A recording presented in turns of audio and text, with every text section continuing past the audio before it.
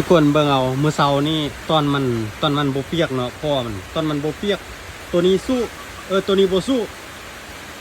บ้านมันเปียกนำคือว่าตัวน้อยๆแล้วตัวนี้สู้เลยเนาะอันนี้มันลูกตัวนี้มันลูกเด้อมีแต้มแล้วตัวนี้นะก็ซ่องเถื่อเข้าซ่องเถื่อทุกคนเราได้1เนาะตัวนี้มันพ่อเนาะถ้าฟังเสียง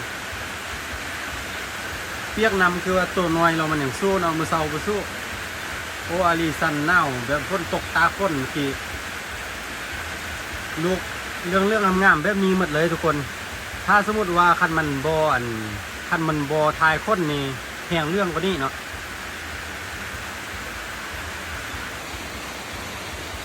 โอ้สันเน่าอยู่ด้นแล้วบ่ได้ยินเสียงขั้นตัวนี้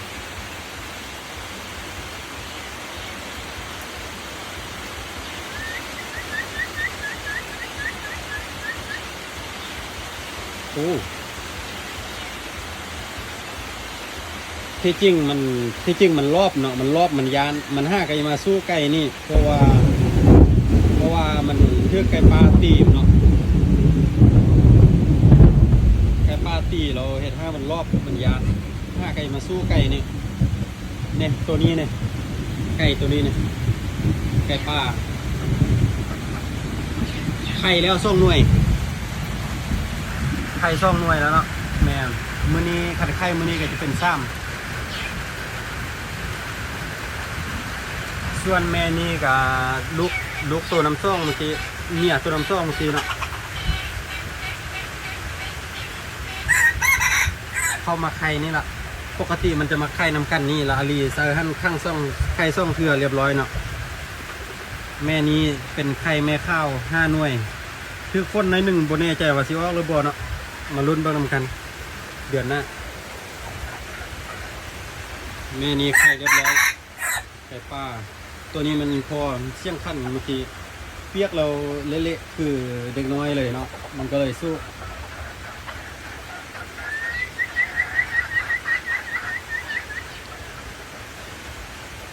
จากหน่อยมันขั้นเลยตัวนี้เป่าสลีคาดหมดเลยช่วงโตนี่ครับจูดเด็กน้อยเหรอตัวน้อยขั้นเนี่ยเข้าไปในตัวแห้งคุณละตะกี้นี่ผมแม่จับมาห้องอาบเลยเดี๋ยวนี้คุณละตัวนั้นกับปลาร้อยตัวนั้นกับปลาร้อยบ่มีเสียงขั้นไว้เลี้ยงมันเบิ่งตื่มจักหน่อยขั้นมันบุขั้นเราทีอันนั้นติดปล่อยมันนะ